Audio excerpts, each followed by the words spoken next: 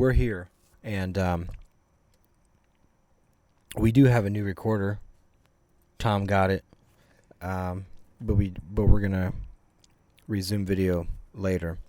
So on this platform episode, we're going to talk about what we said we were going to talk about, which boils down to two things: victim mentality and entitlement mentality. And so yeah, let's just chit chat about those for a little bit, because I think we've felt it before. We know the feelings of playing the victim and also the feelings of entitlement. And so listen, you brought these up, and let's start with why you brought them up. Why did you bring them up as topics to discuss? I don't remember, but I will tell you, and I've said this on several occasions while recording the platforms, that it I would attribute the most radical change, and this is only in hindsight, right? So it's easy to do that in hindsight, but I would attribute the most freeing and radical change in my mental health with the awareness of playing the victim and stopping it. You know, I wasn't aware that, and to give context, like, it's really difficult because I really did feel justified. I mean, what happened to me to cause me to spiral downward in depression was something that was out of my control. Something that happened to me.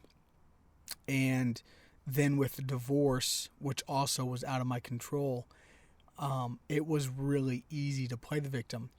But even saying that now,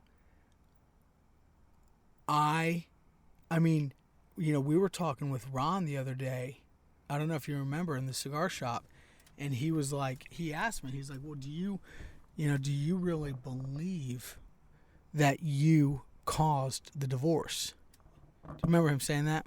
Yes. Like, because I was owning my own crap, like the things that I did, as a husband, or lack thereof. And so that's a clear sign of me not playing the victim anymore, because I can look back and say, oh my gosh, yeah, I did this and I didn't do this and I could have been better here. And when you start owning that, it's freeing. And I think that's part of what Jesus was saying, is the truth will set you free. Like it was so freeing. So I think I hear a lot of stories. I mean, because of my social connections and my social circles, I hear like people tell me a lot of stuff. Like I'm in Bible studies, I'm in accountability groups, I'm really involved in my church. I'm a very social person. I hear a lot of stories. I'll go to the bar and hear people will just tell me, like regulars that I see will just tell me stuff. And it just seems to be a common theme. Victimization. Yeah. And I will say this, side note, because I know you only asked me one question, like, why did I bring it up? I don't know why I brought it up. So to answer that, that's that answer. But I will tell you it was the most freeing thing. And then to end and give it back to you, just the research that I did made me start to question how many people naturally play the victim. The research that I did, and it didn't say this, it didn't say that give a percentage. It just seemed like it made it seem like it doesn't happen as often as I thought. Like, maybe it's not as natural for everybody to play the victim. You know what I mean? Like, maybe I'm wrong in assuming that. I mean, so let me ask you this: like, do you ever find yourself playing the victim looking back? Absolutely. Looking back, yes. And So when we when we mentioned that we were gonna look into this specific subject, um, I did some research, and a lot of the things I found were the how to get out of it, really, Yeah. the victim mentality. And so I actually just started kind of writing down thoughts that I had.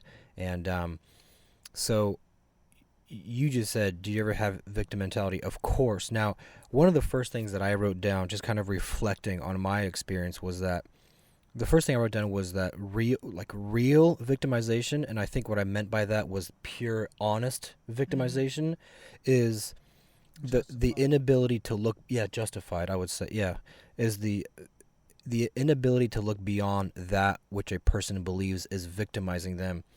So Was that your own? yeah, I was just thinking, I was like kind of writing down my what I was going through in my experiences. And so I would say real victimization is you just don't know that you're a victim. You're completely inside your experience, and you don't see yourself objectively. And I think that's the key to getting out of it, is to eventually look at yourself objectively. And I think that's one of our most powerful things as a human being, is that we are able to look at ourselves rather than just be completely in the circumstance, like a dog, who can't see itself objectively. So I think that's the truest, purest victim mentality, where it's like everything is going wrong. It's because of this person and this and these situations and this and that, and so everything that's happening to you is external, and everything else is to blame. But that's how you truly feel, and you don't know that you're doing that. Yeah. So that, I would say, that's the purest and honest. Yeah. And so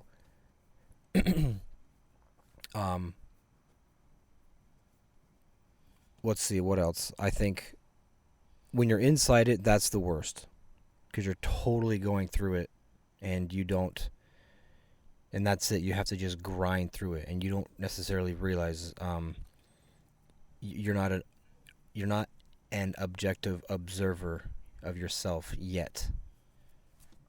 So, I don't think I brought this up last time. That's what you said, man, was so good. And you know what I thought of when you said it is, we humans,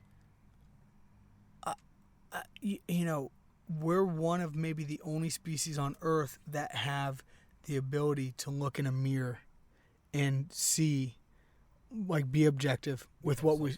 Yeah. Yeah, you, like when you were saying that about the dog, and I thought about, like, animals when they see themselves in a mirror. They have no idea. Yeah. They don't know what they're looking at. And that just gave me a really clear picture of, like, and this is a continuing theme that we have, is this objective awareness of ourselves. We talked about that on night one. Like, there are three of you, you seeing how people see you, and then you thinking what you see. Yes. Like that. And we, but most often we operate out of us thinking what we see, and then what we think people are seeing. Yes. But we rarely will step outside of that and say, what is really happening? Nobody's really even looking, and I am acting this way, objectively. And so that was all good stuff, man. And I think it's so true. There's a verse in the Bible that talks about how foolish a man is who looks in the mirror and then after a few minutes walks away and forgets what he saw. And it's this idea of just, I use it in the context of this idea of, self-awareness. Like, what is a mirror really for? Yes. If not just for vanity, but to look at yourself and see what you really look like, and to change what you don't like about yourself. And so that's great that we have the ability to do that. And I think, man, I could also. It also seems like, real quick. huh? I'm gonna look that verse up. Yeah, Here. I think that we are now in that level of consciousness, Which you and I? everybody, Oh yeah. that as a species we are Oh, everybody. we are at the level of, yeah. Well, no, it's, I think, I mean, who knows? I don't know. I can't say everybody because I don't know. But it seems to me that most of us go through the world definitely continuously reminding ourselves of how we are seen by the world because of that being self-aware. So, and that may be something that is, maybe we're on an evolutionary path that will eventually bring us out of that. I don't know how that looks, but I feel as if that's kind of like a lower level, form of consciousness. I think at one point it might have been definitely useful or beneficial to our evolution, but I think that it's getting a little bit out of control. Because being self-aware is a good feedback mechanism for kind of putting ourselves in check. You know, it's like, well, how do I think the world sees me? And how do we get that? Well, I observe the world. If I go out and I observe how people react and how people behave, and I make judgment calls, if I see somebody opening the door for somebody, then I know that feeling when I see myself doing it because of that feedback mechanism. So we can kind of mock and be like other people, and I think that's beneficial for a civilized society. Mm-hmm. But we become extremely narcissistic as well because of that, because we're constantly aware of knowing that the world is watching us, and so we're constantly just, it's like it happens so fast, and it's so intuitive that we don't even think about it. It's just always happening. You know, it's like we picture ourselves. What was it? Did you find that scripture? Yeah, I did. But real quick, I was just gonna say, we've mentioned this before, but awareness, like when we're talking about holistic health, awareness is at the foundation, right? Like it is the most fundamental thing, because without it, you don't even begin, right? So you can't have objective.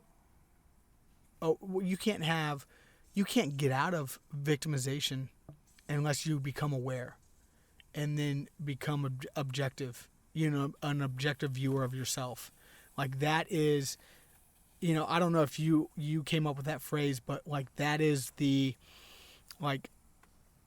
truest essence of, or the truest like place you can be as an objective observer of yourself. You know, and not be biased, and not be so blind by what you think.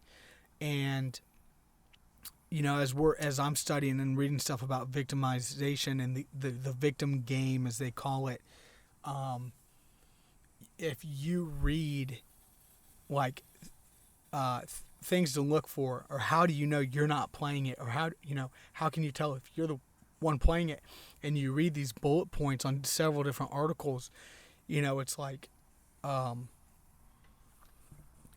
you know, it's easy to do. Some of them can apply to you.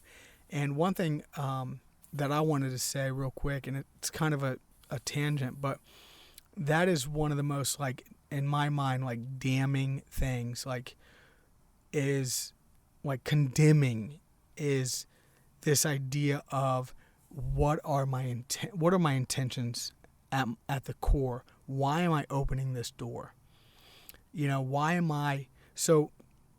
One thing I've been doing, and if you or the listeners think I'm saying this to like get praise, so be it.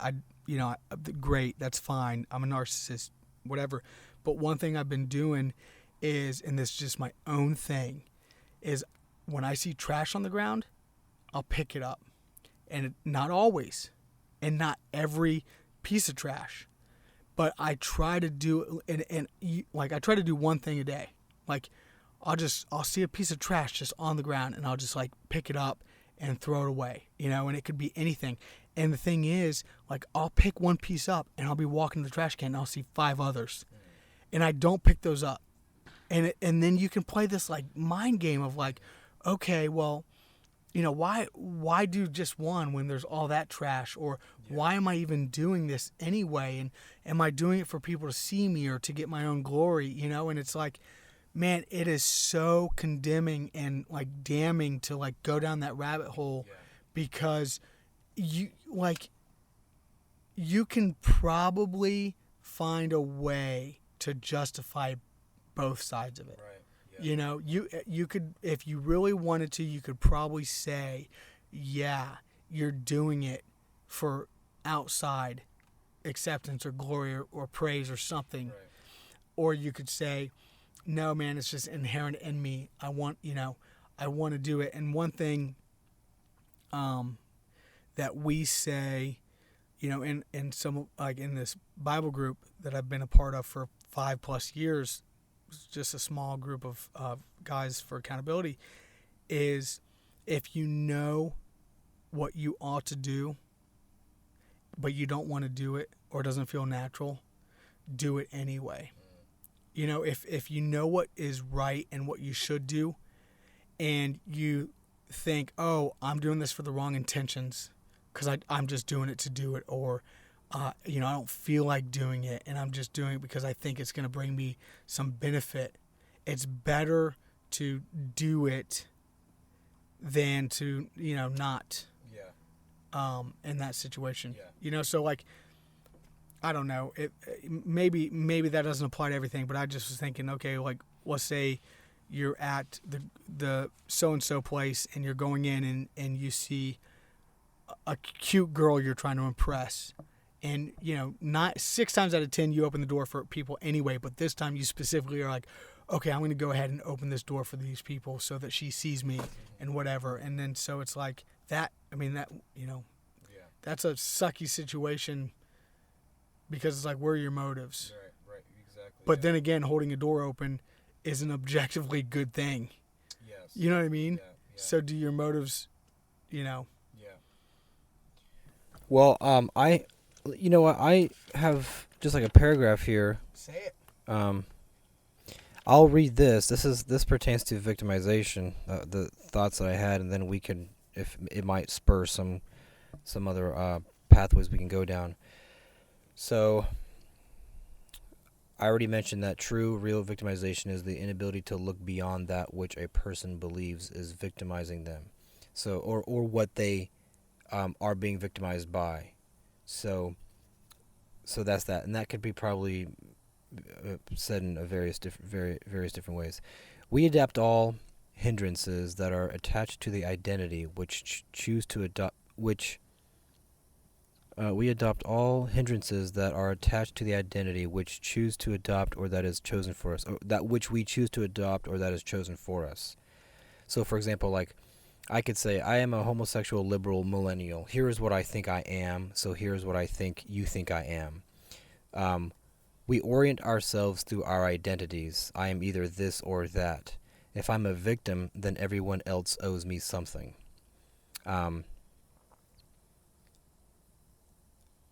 If I'm a victim, then everybody else owes me something. I absolve myself from responsibility. Never use. Okay, so see, I find that interesting. This is actually somebody that I was listening to on a talk, and that's why it's quoted. But they said that if I'm a victim, then everyone else owes me something. So the victim mentality gets us out of responsibility, especially through especially through through our identities. Like, for example, uh, political identities, or any kind of group identity. Um, we definitely adopt certain kind of modes of thinking when we feel like we're a part of something that's a group, or um, any other kind of identity out there. So that's interesting. When you can't be your own person 100%, when you have to pick and choose these group identities, and then that's who you think you are, and then you start to play that role. Um, Never use your illness as an excuse, not consciously. Uh,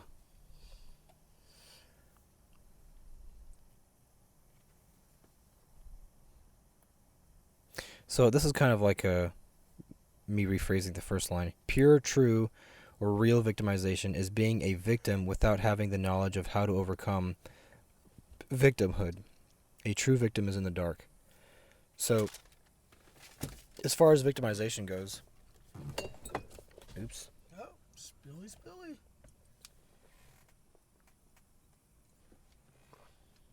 As far as victimization goes, I think that the benefit of being a victim knowingly, or somebody who continually goes back to being a victim, it's easy to do, because you take away responsibility. Mm-hmm. It's easier to play that card. Yeah. I'm this, I'm that. The world owes me something. Mm-hmm. I can't do what I want to do because of oppression.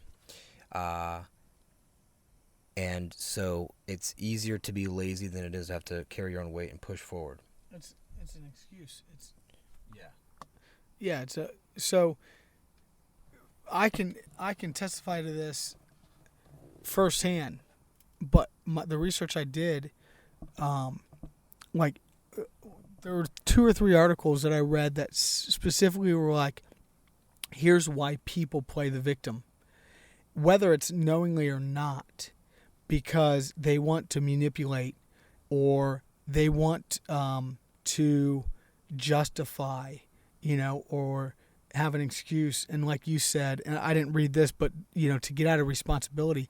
And I will tell you this, man, I remember, so I personally do not think it is wise or good to go out to an establishment and get to a place where you are too drunk to drive home, and especially on a regular basis, right? And then if you take it even farther, to get to a point where you're too drunk to even function, properly. And I would, like 2 summers ago, I did that on the regular. I would walk to, or I would ride a bike, or take my skateboard up to the local bar and party. And I remember having conversations with God and being like, you know what? Like, if this is wrong, then I don't care, because it is what is helping me not take my life. Like, I was so depressed, and my life sucks so bad, and like, this is my escape. And I was using my victimization to justify my wrongdoing. And whether that's whether that's objectively wrongdoing or subjectively, it doesn't matter, because it was wrong. I knew it was wrong. I thought it was wrong, but I still did it anyway. And I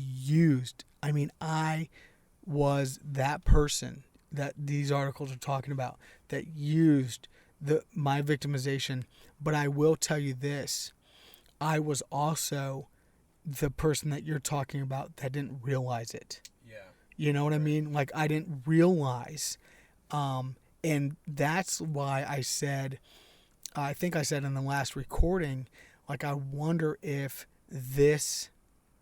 what we're talking about, is a way that we can help people get out of depression, But at the same time, if somebody would have come up to me and said, hey, Tom, look, man, you're playing the victim.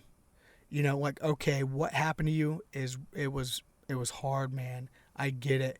But guess what? happens to a lot of people. Worse things happen, and it's your responsibility to get over it. Like you're playing the victim, and they could have. I imagine they could have said it in the most loving and kind way, and it probably would have fell on deaf ears. Yeah. I'm just guessing. Right. I mean, because it's so hard to absorb that kind of information, especially when it comes from like a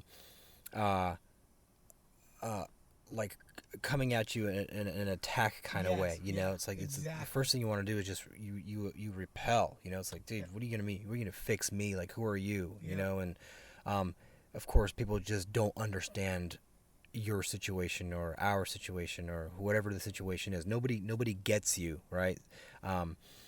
So but yes, it's so important to be able to, you have to have information, you have to have something to replace everything that's happening to you.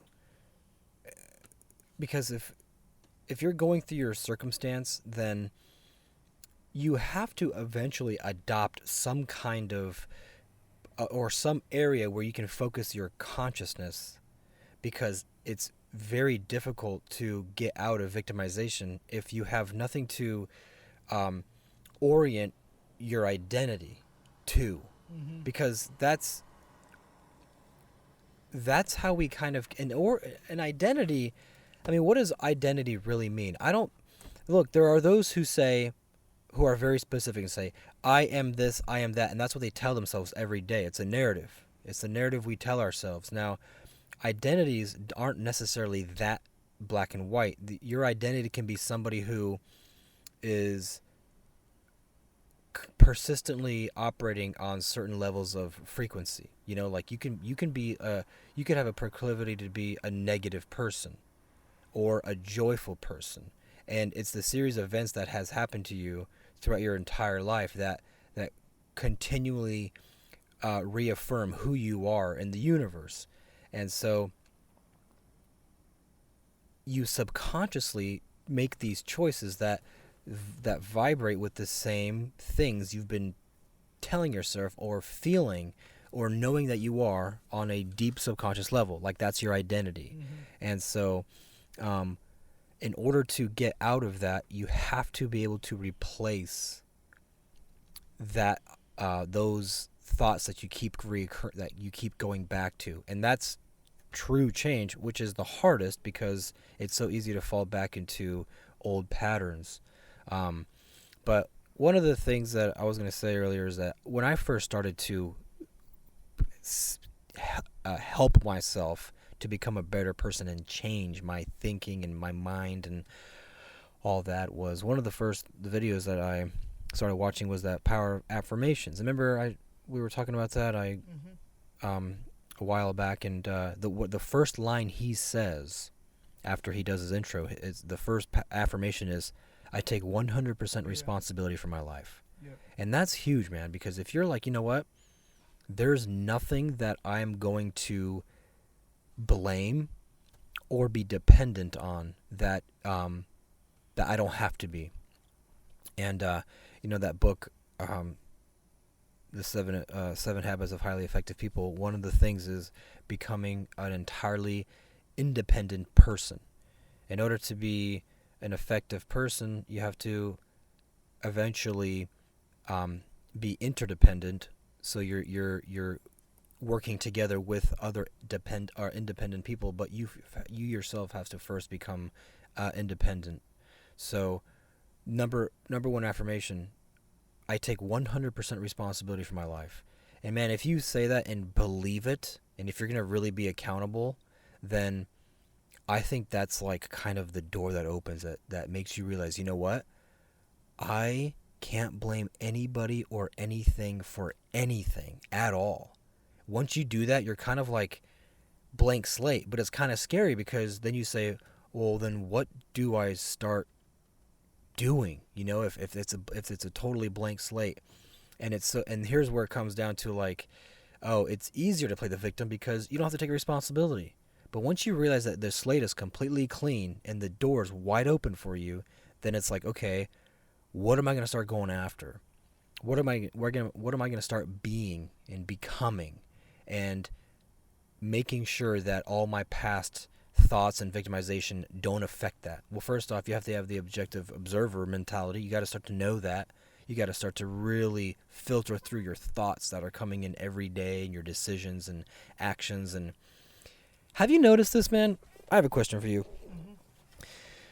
You notice how when we first started doing the platform, how, like, I mean, it was like winter, and so the weather added to it. You know, it's like you're really internal, not just mentally, but also physically. You know, you're like in a lot. Mm-hmm. And man, we had some like really intense moments. You know, where it's like super clarity, and we were in a position where we really were receiving the things that we were going after and needed. And then once we started to like get back on track or fix that thing, that whatever needed to be fixed, did you ever start to feel like, are there moments where you sit there and think like, oh man, I'm returning to my old self again, like my old personalities, and like, well, I feel like I'm clicking back to like, not that it's like bad or depressing, but it's kind of like, I feel like I'm who I used to be, like on a behavioral personality level. Do you ever get that? Yeah, look. Okay, so here's what's crazy. Are you sitting down? I'm sitting down, dude. So this is going to blow my mind. I'm going to be able to do that. Listen, this is for me. Do you remember, before we started recording, I said, I have something I want to talk about? Yeah, you don't remember, do you? I do, yeah. Yeah, and I said, but I'm not going to tell you what it is because I'm just going to surprise you. I don't remember that. Yeah, because you weren't listening. I do remember I had something to talk about, but... This is, what you just said is exactly what I wanted to talk about, and here's how I wanted to talk about it. So, this is what I think you're saying is happening. This is why I think it happens. So this is exactly what you're saying has happened to me, and this is why. And I'll tell you. So when you have a mental condition like depression, you will get, let's just say bipolar, for example. And I don't have bipolar, but this is true. Like, I've heard this, doctors have said it. It's true. Not to everybody, but what happens is a bipolar person will take the right medication, and then they will get good. They will become healthy. And they're like, oh my gosh, I'm healthy. And then they don't take the pills anymore because they're healthy. They don't realize the pills made them healthy. They think they made them healthy and then that was it. Now they're healthy. But it was the pills that were continually making them healthy. And so as soon as they got off of them, or shortly after, they digressed. They went back to their original state, and then they got back on the pills again. And then when they get to a place where they're like good with where they're at, they think they're healthy. They don't need it anymore. And I'm doing some of the things that I don't like doing. Like, for example, using humor in a bad way, like hurting people's feelings or whatever, and I was doing really good at it. Like, for a long time, I was very aware of it, or conscious of it, you know, and so I chose very consciously what I said when, you know, put in those situations, and I became pretty good at it. Like, I wasn't doing it anymore. And just yesterday, I was in a text group with one of my Bible study guys, and they're all young adults, and we all bash on each other pretty hardcore. Like, and I stopped for a long time, and I found myself getting caught up in it, and I had been getting caught up in it for a week, but I didn't notice it. And so I realized it like mid conversation of our text yesterday, and I was like, oh my gosh, and I apologized, like, you know, to the group. I was like, guys, all right, to one person in particular, and and and that made me realize, like, oh my gosh. And then I have therapy on Tuesdays, and I feel good, right? Like, I've been for the last like couple months, I'm pretty even keel on not being depressed or down or sad, whatever you want to call it. And and I was like, okay, well, when is a good time to stop going to therapy? You know, because I'm going to therapy directly to deal with, you know, depression symptoms, and I'm like, you know what? I started right after right after I went out to visit you in November. So I started in December, like right when I got back, because, you know, we did Thanksgiving together. And so my first session was like probably right in December or the end of November. And I told myself, you know, at least yesterday, that I'm at least going to go for a year, you know, at least going to continue for a year. And then even then, like, you know, not only does it affect your schedule, but it costs money, you know. So you give up like, you know, 3 hours of your time, because it takes, you know, an hour to get there, a half hour to get there, whatever, and then an hour, half hour to get back. You know, it's in the middle of the day. But anyway, so it's like, but you know, at what cost do you, you know, what's the cost of, you know, mental health, you know, like, so you can't really put a price tag on that. So anyway, but that was my takeaway, and that was exactly what I was thinking, man. I was like, you know what, I've gotten off of some habits, and I was thinking about them even today as we were recording or getting ready to record. And I was like, you know what? Like, I haven't been maintaining some of my good habits, but I'm still healthy. Yeah. Like, I still feel real good about my state of life and state of being. And I'm still on this upward journey. And then then you just asked that question, and I'm like, you know what? It's this idea of, I think I'm healthier than I am, and that I don't need those things or those practices anymore. And I'm telling you right now, man, if I don't put those back into place, it won't be but 3 more months before I'm right back to where I was a year ago, you know?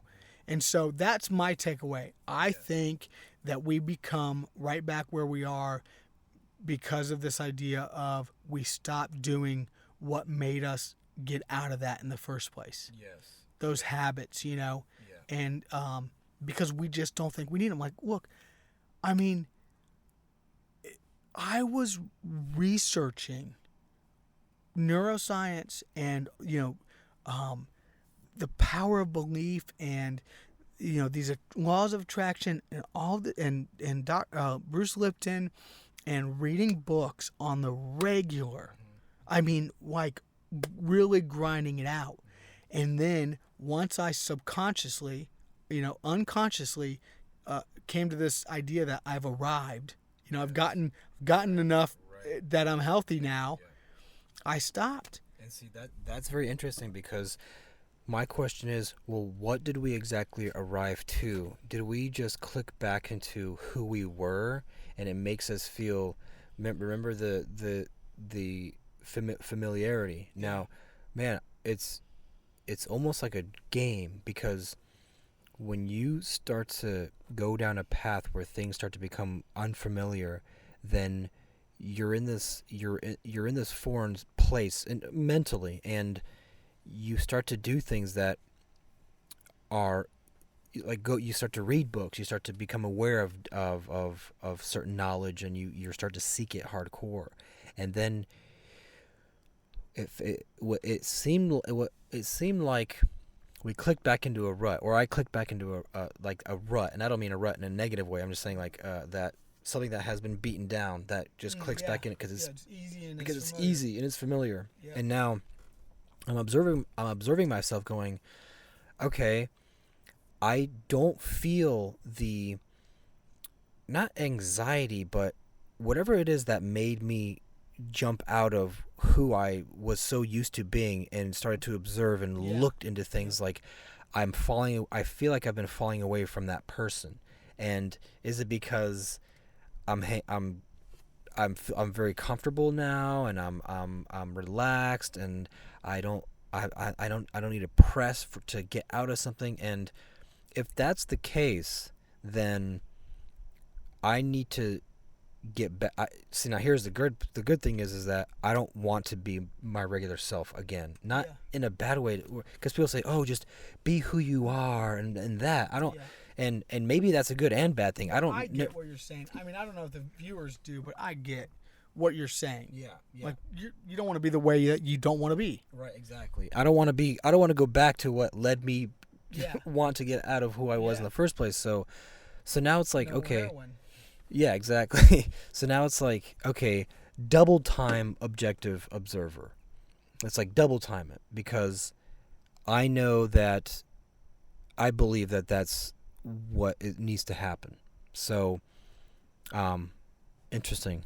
Well, let me just say this. First and foremost, that is the essence of the platform. Yes.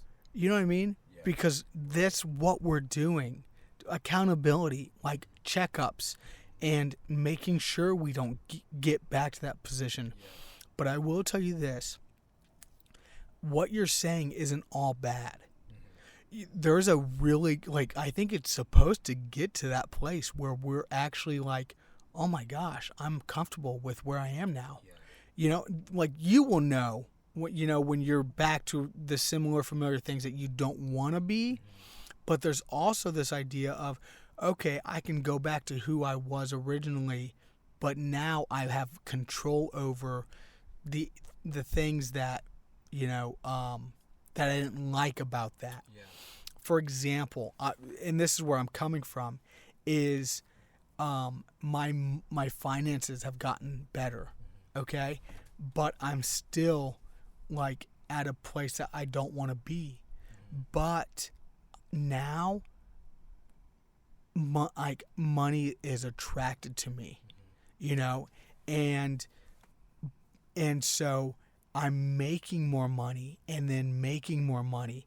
But if I keep spending money as much as I'm making it, even though I'm making more than what I used to be making, I'm still going to be in the same place eventually if I don't change the habits.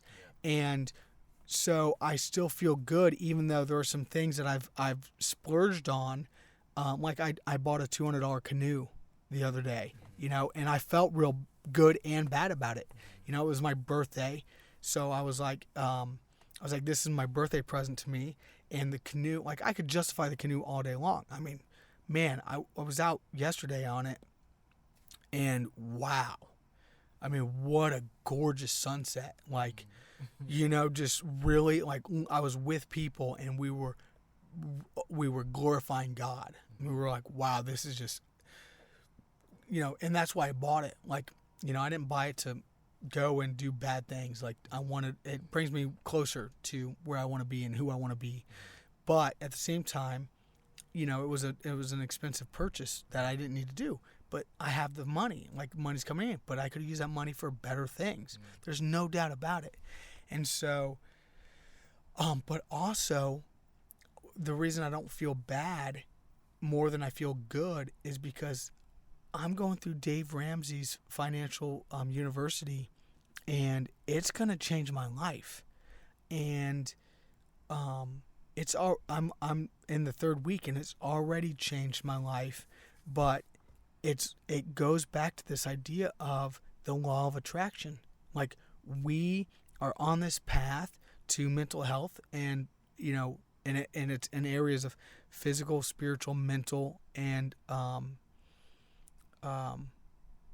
there's mental, physical, spiritual, and there's one more, emotional.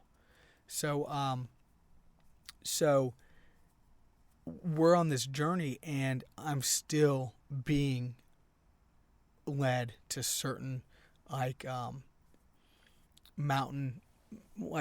mountaintop experiences, so I'm still on this path, but it's just not as aggressive as it was. So there are some good things and some bad things, but it's just cool because I haven't done like once you get where you need to be with like finances being like understanding how it works and more gets more and being a good steward of it, gets you more and this and that.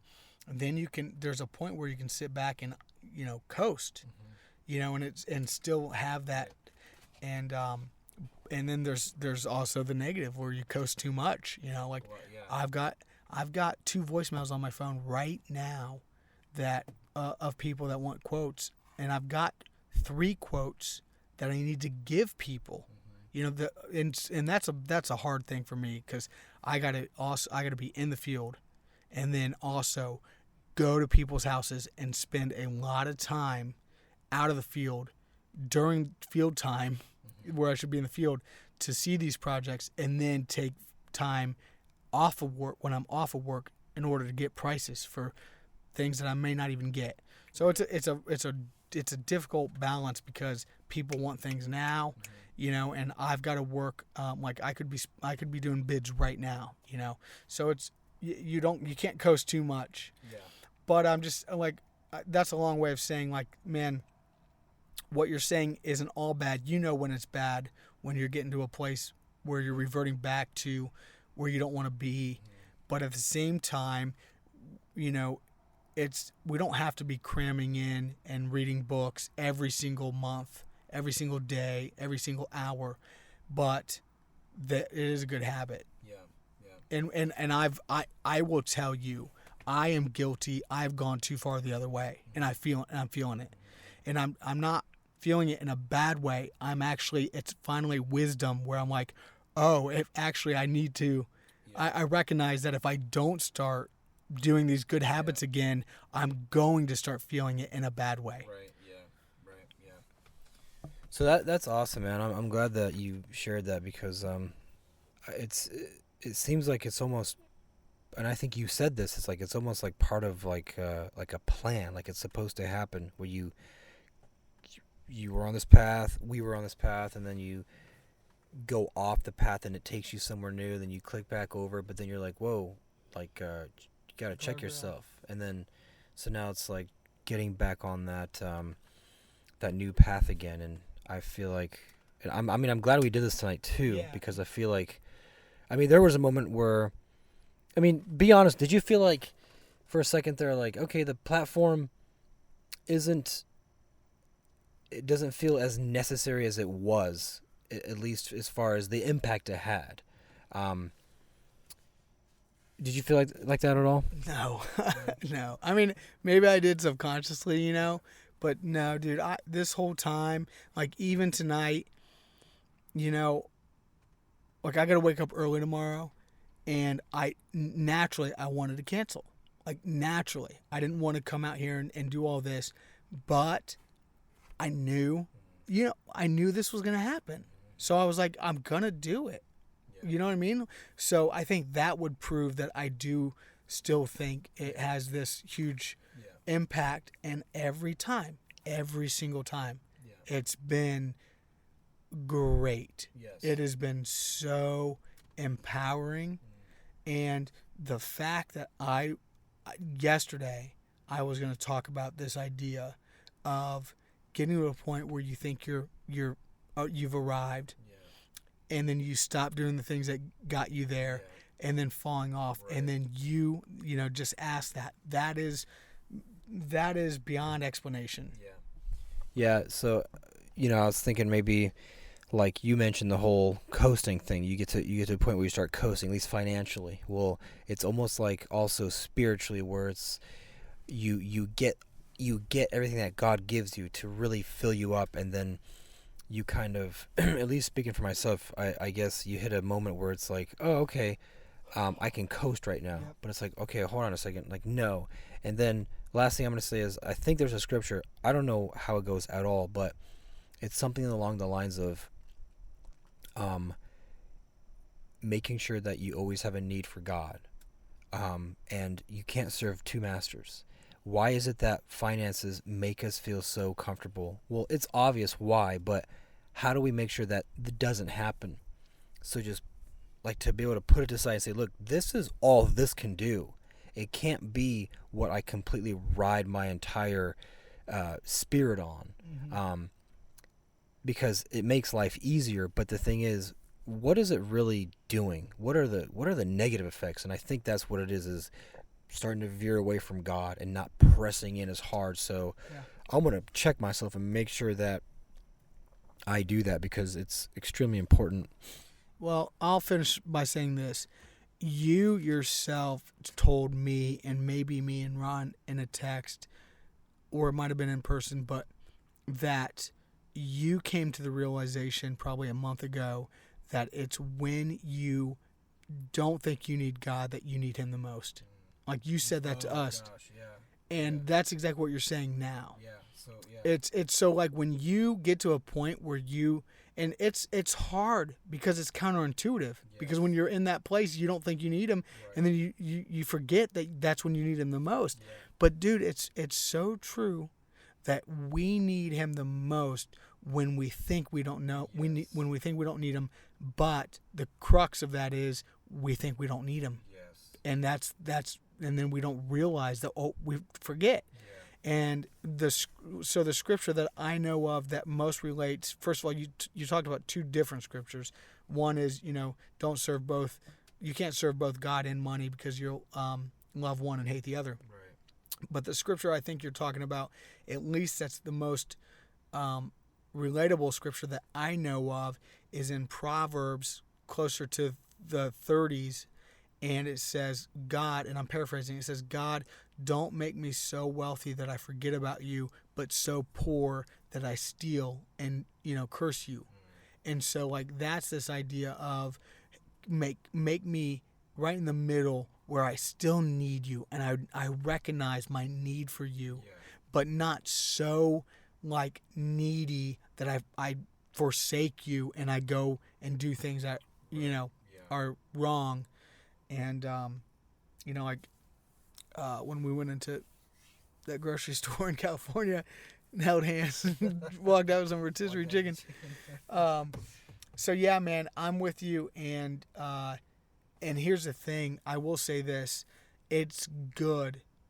And it's a testament to how healthy you are that we can recognize before we get too far off now that we're... And so that's a powerful change, and I think we both recognized it right in the same season. Like, I just recognized it yesterday, and it sounds like you're aware of it too. And now we can address it. And here's one thing that we can do is do a better job of having specific topics to research, because it really challenges us. Like even the research that we did for, and I did a horrible job. I could have done a lot more extensive research on victimization. And I merely perused the internet and hit the top articles on it. But I'll tell you what, it's good that we have homework, and that we can make ourselves, or we can help hold each other accountable by, making sure we read a certain amount of books or something, or that we're continually learning, like really pressing in. Because, man, if we sit stagnant, we will be back where we were. Yes, inevitably. Cool, man. Well, all right, so then what do you feel in your heart right now that you think would be a good thing to research for the next discussion? Just off the top of my head, I think it would be some type of form of a balance, checks and balances on staying the course.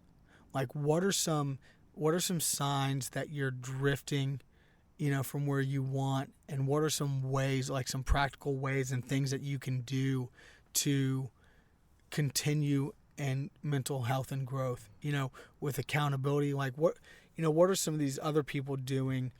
Because I'm sure everybody deals with this idea that they've arrived, and then they just forsake these practices that they put in place that got them to where they are. And so, but I don't even know how long we could talk about that or what research we'd find. That's what I need the most, though. That's what I need to do going forward is like, what habitual things can I be doing, and that we can keep it accountable, to each other for mental health, and growth. Is there anything else? I mean, we didn't talk about entitlement. I think that's a great subject too. Yeah, I had a couple things on entitlement, but I also think it's very similar to like victimization. Not exactly, but it's kind of like the you're being owed something, and I mean that's interesting. Entitlement. Hey, save it.